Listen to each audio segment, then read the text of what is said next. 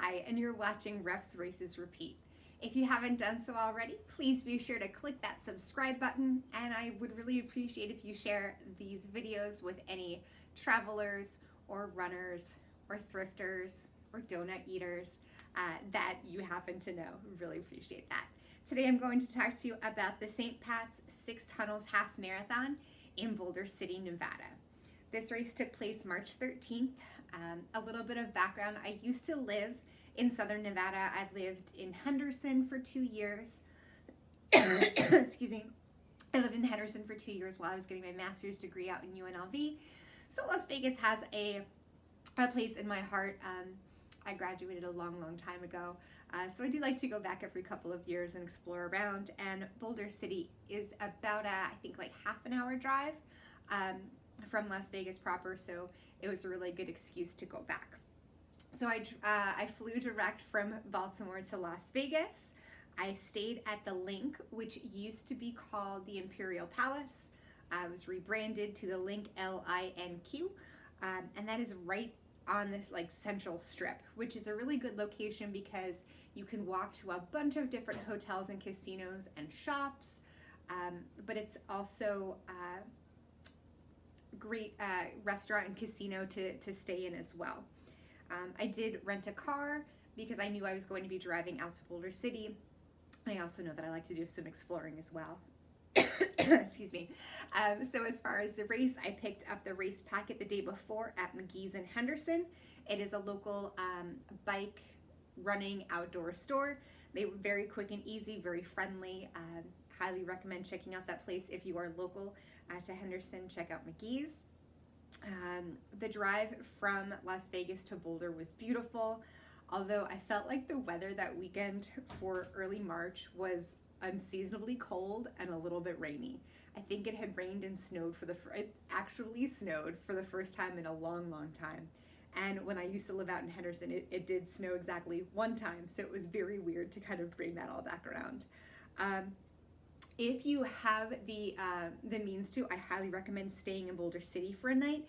There's a bunch of different vintage hotels.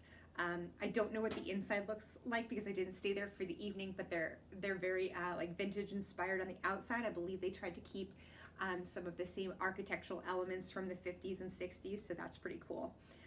For the race, you park at the Hoover Dam Lodge Hotel and Casino right in Boulder City, which is right next to the Hoover Dam. You walk about a half a mile when you park at the casino site down on this very rugged terrain that for the most part the walk itself is downhill, but it's on pretty rocky terrain and it takes a little bit to get there. So that was fun. You do have to make sure that you wear your mask at the start. In order to cross the start line, you had to have your mask, and I think they went in groups of 2s for COVID safety protocol.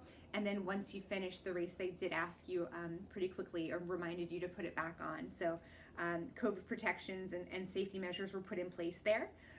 Oh, sorry, I'm checking my notes. Runners were actually released individually, but I think they were like maybe 20 or 30 seconds apart. So you did have social distancing, but you also didn't feel like you were running by yourself in the middle of nowhere. So that was good. The first, I would say, half of the race was on a paved trail. Some of it was a little bit hilly. I remember I wouldn't call it winding hills because there were a couple that were a bit steep. It's part of an old railroad trail. And then it gets to the unpaved part of the railroad trail, which I would say was like very fine stone. I think you could wear your regular road running sneakers and be just fine. I happened to purchase trail shoes and I heard railroad trail and I thought it was more trail race, and so I happened to have my trail sneakers on, and I don't really think that was necessary for this race. Definitely not super rugged terrain. In fact, the terrain walking to the course was probably more rugged than the course itself.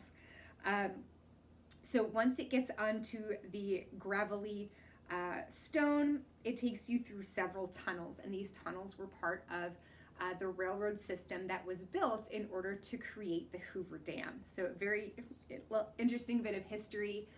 You run right through these tunnels.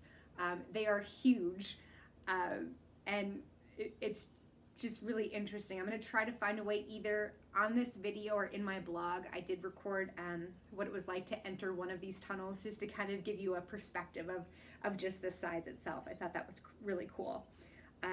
You have a view of the Hoover Dam as you're running, but you don't get to run over it. The Hoover Dam itself with the cars is not all that fascinating. I've driven over it a couple of times and you almost don't know that you're driving over the dam. So as far as that being the site itself, it really isn't. For me, I personally felt that the trail itself was really breathtaking and far more interesting than trying to get to the Hoover Dam. So a little bit about the swag though. This is probably the smallest half marathon medal ever that I've received anyway. It's the same medal that they gave the 5K runners. It's just a 4-leaf clover. There's no insignia or anything about the race. Cotton t-shirt advertising the race itself. But would I run this race again? Absolutely. I don't really need another excuse to go out to Vegas, but I would, as I recommended, stay for a night in Boulder City, just to kind of get closer to the race itself. I can't say that I would stay at the Hoover Dam Lodge, unless it's just easier to like take an Uber from the airport. It would be an expensive one. If you're just trying to keep everything really contained, you could certainly do that. And at one point I'd originally booked the hotel and then I changed my mind. I knew I was gonna want to explore Vegas a lot more. But if I book this again for next year, I'll book one night in one of the hotels in town, in Boulder City proper, to kind of get that little throwback feel as well. I did some more exploring to sites that I hadn't seen when I lived there. After I cleaned up after the race, I drove to 7 Magic Mountains. It's an art installation I think the town is actually called Jean. I don't know if there's anything else in the town itself, but 7 Magic Mountains is an art installation by Ugo Rondimone. I might be pronouncing that name wrong. It's about 10 miles south of Las Vegas on I-15. It's all these beautiful colored stones. I will insert some photos and maybe a video on my blog. I am not super tech savvy, so kind of posting it in a little offset window, I don't think it's the same anyway, so I will definitely add that to my blog. I did a lot of shopping and some donut eating on this trip, so that's really important too. I stopped off at Pink Box Donuts. That was amazing. Also for lunch after the race, I drove up to Fremont Street, and I'm not a big fan of like super touristy spots, especially in Vegas, especially during a pandemic. So I didn't really walk around the Fremont Street Experience, which is the covered portion that bridges together several of the downtown casinos. There's a zip line that goes through there, and there's all a bunch of lights that are choreographed to different songs.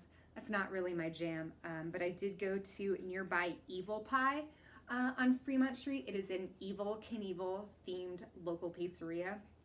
I like to shop local. During the pandemic, I know how much small businesses have been impacted, so I was really conscious of that, and when I went shopping, I tried to stay as local as possible, because I think that is a better use of my money. So I did a lot of exploring in the downtown area off of Fremont Street. I went to Smut Peddler's Antique Mall, Modern Mantiques, Vintage Vegas Antiques, Retro Vegas. I had another meal the second day at Rebar. Checked out Glam Factory Vintage and Local Oasis. That was a local shop that I really enjoyed. A place that I recommend, and I'm reading from my notes, that's why I'm looking down, to stop would be Ferguson's downtown. That was the Ferguson Hotel. Was a two-story hotel, and instead of just refurbishing that, they basically cleared it out and rented out each room to a local artisan or a local shop. So that was really neat. I stopped off at Mothership Coffee Roasters to get a unicorn ice cream taco because I don't drink coffee. That was delicious. I highly recommend.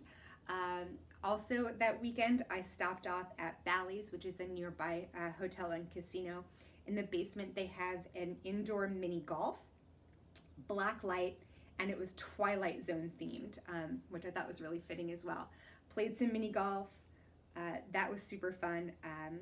Twilight Zone, it's called Twilight Zone Mini Golf, but it was Alfred Hitchcock themed. So all of his, not all, but many of his movies, there were like different vignettes and quotes and images, and it was just really cool because of that black light, glow in the dark factor, made it extra interesting. But I toured a ton of local thrift stores and things like that. I will include those in my notes down in the blog, but I highly recommend, would I run this race again? Yeah, I do think it's another one that I would consider redoing or doing again next year, especially as COVID restrictions lighten up even more. So please do check out the St. Pat's Half Marathon in Boulder City if you want to check off Nevada and run another half marathon. Thank you so much.